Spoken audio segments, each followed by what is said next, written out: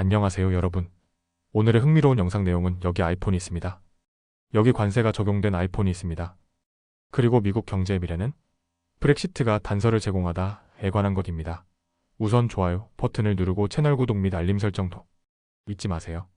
여러분의 관심과 지지가 저희에게 큰 힘이 됩니다. 첫 영상은 월스트리트 저널에서 보도한 아주 흥미로운 기사를 소개해드리겠습니다. 주제는 바로 아이폰 한 대의 관세가 얼마나 영향을 미치는가? 입니다. 이야기는 단순한 스마트폰 가격 문제가 아닙니다. 미국의 무역 정책, 특히 트럼프 대통령의 대중국 관세가 글로벌 공급망, 그리고 우리 일상 속기계 가격까지 어떻게 바꿔놓을 수 있는지를 살펴보는 이야기입니다. 자, 지금 제 손에 아이폰이 한 대 있습니다. 이 아이폰은 단순한 전화기가 아닙니다. 전 세계에서 부품을 가져와서 조립된 하나의 글로벌 프로젝트입니다. 그런데 여기에 미국 정부의 중국산 제품에 대한 고율 관세가 적용된다면 어떤 일이 벌어질까요? 아이폰은 전 세계에서 부품을 공급받아 주로 중국에서 조립되는 구조입니다. 예를 들어 프로세서는 대만에서, 오지 모뎀은 대한민국에서, 저장 장치는 일본에서, 그리고 일부 메모리는 미국에서 제작됩니다. 배터리 같은 부품은 여전히 중국산입니다. 이렇게 세계 각국에서 조달한 부품이 중국에서 조립되고 이후 전 세계에 판매되는 것이죠. 이 시스템은 수십 년에 걸쳐 구축된 효율적인 글로벌 공급망의 결과입니다. 자, 그럼 지금 출시된 아이폰 16 프로 256GB 모델을 예로 들어보겠습니다. 소비자가 이 제품을 사려면 약 1100달러를 내야 합니다. 그런데 전문가 분석에 따르면 애플이 이 제품을 만들기 위해 지출하는 하드웨어 원가는 약 550달러 수준이라고 합니다. 여기에 조립 및 테스트 비용을 더하면 약 580달러. 광고비나 소프트웨어 서비스 등 다른 부가 요소를 감안해도 여전히 애플에게는 건실한 이익이 남는 구조입니다. 하지만 여기서 트럼프 대통령의 대중국 관세가 등장합니다. 아이폰에 사용된 중국산 부품에 최대 54%의 관세가 붙게 되면 애플이 아이폰 한 대를 생산하는 총 비용은 850달러 수준까지 오르게 됩니다. 이익이 줄어드는 건 당연하겠죠. 가격을 인상하지 않는다면 마진은 쪼그라들고 제품 경쟁력도 영향을 받게 됩니다. 이쯤에서 이런 생각이 들 수도 있습니다. 그럼 아예 아이폰을 미국에서 만들면 되지 않을까? 하지만 그게 그렇게 간단한 문제가 아닙니다. 애플이 아이폰을 미국에서 전부 조립하려면 어마어마한 규모의 투자와 시간이 필요합니다. 증권사 분석가 바튼 크로켓은 이를 두고 거대하고 엄청난 사업이라고 표현했습니다. 그는 이렇게 말합니다. 중국에서는 조립 인건비가 한 대당 약 30달러지만 미국에서 같은 일을 하면 약 300달러가 됩니다. 10배 차이입니다. 뿐만 아니라 부품 대부분이 여전히 수입품인 상황에서 미국 내 조립만으로 관세를 피하기도 어렵습니다. 모든 부품을 미국에서 생산하려면 그건 또다시 수십억 달러 규모의 투자를 필요로 합니다. 그리고 그마저도 성공이 보장된 게 아닙니다. 결국 이 모든 변화는 소비자에게 고스란히 영향을 줍니다. 관세 부담이 커지면 애플은 이익을 유지하기 위해 가격을 올릴 수밖에 없습니다. 그리고 그렇게 되면 지금 우리가 쓰고 있는 아이폰보다 다음 세대 아이폰은 더 비쌀 가능성이 높습니다.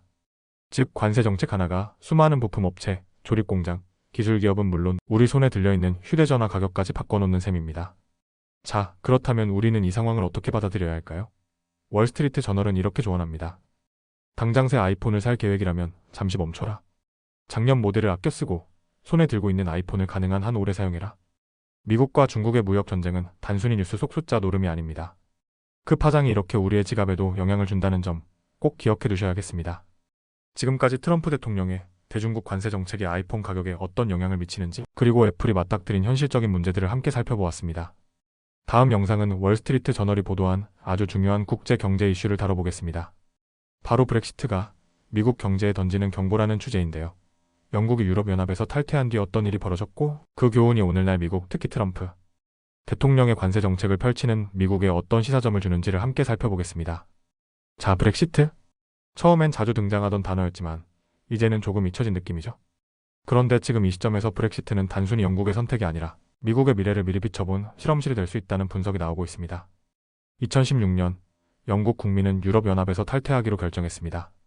그 결정은 세계화와 자유무역의 흐름에 반기를 든 선택이었고 그 이후 영국의 경제와 무역 구조는 큰 변화를 겪었습니다.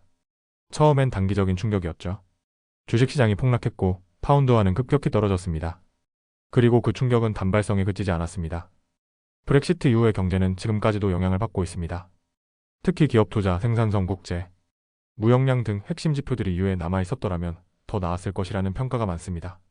여러 경제 모델에 따르면 영국은 EU를 탈퇴하지 않았더라면 약 15% 더 많은 세계 무역을 유지하고 국내 총생산은 2에서 5% 더 컸을 것이라고 합니다. 영국 국민 한 사람당 매년 약 1100달러 이상 더 잘 살 수 있었을 가능성이 높다는 이야기죠.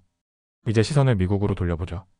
트럼프 대통령은 최근 다시 중국을 포함한 주요 교역국의 고율의 관세를 부과하겠다고 밝혔습니다. 그 이유는 자국 산업보호, 제조업 부흥, 그리고 무역 적자 해소입니다. 하지만 이 시점에서 전문가들은 묻습니다. 가장 큰 무역 파트너들과 장벽을 세운다면 과연 미국 경제는 어떻게 될까? 영국이 겪은 브렉시트의 교훈이 미국에도 그대로 적용되는 건 아닐까? 영국은 이와 무관세 협정을 유지하고 있지만 실제로는 세관 검사와 서류 절차 때문에 예전처럼 원활한 무역이 이루어지지 않고 있습니다. 화물 트럭들이 항구에서 지연되고 공급망에도 차질이 생겼죠. 미국 역시 관세를 부과하면서 다른 국가들로부터 보복 관세를 받게 된다면 수입 물가 상승은 물론 투자 위축, 소비 심리 저하 같은 문제들이 생길 수 있습니다. 이미 미국 내에서는 기업 투자 심리가 위축되고 있다는 분석도 나옵니다.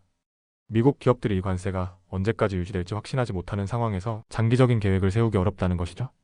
투자가 위축되면 제조업이나 기술 개발 같은 분야에 자금이 흐르지 않게 되고 결국 장기적인 생산성과 성장성까지 낮아지게 됩니다.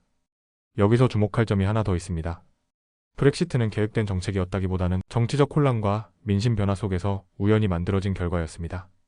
하지만 트럼프 대통령의 관세 전략은 불확실성 자체를 전략적으로 활용하는 것처럼 보입니다. 한 경제 전문가는 이렇게 말했습니다. 트럼프 대통령은 다른 나라를 압박하거나 정치적 이득을 얻기 위해 불확실성을 일부러 유지하는 경향이 있다. 브렉시트와는 완전히 다른 접근이다.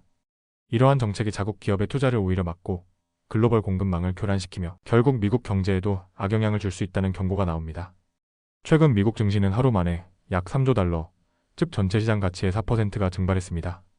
달러화도 약 1% 하락했죠. 일반적으로는 관세가 부과되면 해당 국가 통화가 강세를 보이는 게 정상인데 이번엔 반대로 약세를 보였습니다. 이는 투자자들이 앞으로 미국 경제의 악재가 닥칠 것이라는 우려를 반영한 것으로 분석됩니다. 영국의 경우도 마찬가지였습니다. 브렉시트 결정 직후 금융시장은 빠르게 하락했고 그 예측은 대부분 현실이 되었습니다. 브렉시트는 영국 경제에 깊은 흔적을 남겼습니다. 그리고 지금 미국은 그와 유사한 경로를 걷고 있습니다.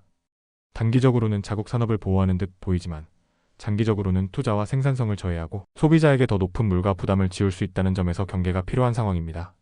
미국은 영국보다 훨씬 큰 내수시장을 가지고 있기에 충격이 완화될 수도 있지만 기업 투자와 공급망의 흐름을 막는다면 피해는 필연적으로 따라옵니다. 이처럼 월스트리트 저널의 심층 기사를 바탕으로 브렉시트의 경제적 교훈과 그것이 미국 경제에 주는 경고를 살펴봤습니다. 지금의 미국이 과연 자국 우선주의라는 이름 아래 장기적인 경제적 이익을 잃고 있는 건 아닌지 이 시점에서 한 번 더 되돌아볼 필요가 있겠죠. 오늘은 여기까지입니다. 다음 영상에서 더 유익하고 흥미로운 내용으로 찾아뵙겠습니다. 이 영상은 투자 의견이 아닙니다. 매우 감사합니다.